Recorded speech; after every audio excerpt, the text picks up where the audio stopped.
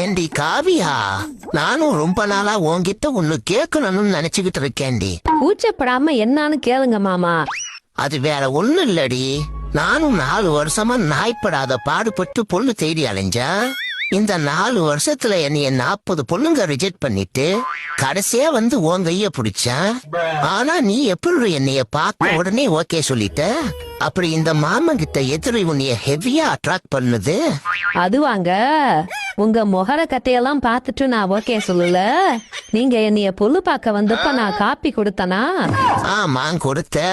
நீங்க காப்பிய குடிச்சிட்டு என்ன பண்ணீங்க? காப்பிய குடிச்சா என்ன பண்ணுவாங்க? டம்ளரை கழுவி வச்சேன். அந்த ஒரு விஷயத்துக்காகத்தான் நான் உங்களை ஓகே சொன்னேன்.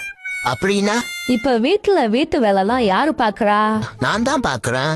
அடி பாவி, அப்போ இத்தனை வருஷமா நீ என்னைய புருஷனாவே மதிக்கல, ஒரு வேலைக்காரனாதான் பாத்துக்கிட்டு இருந்திருக்க.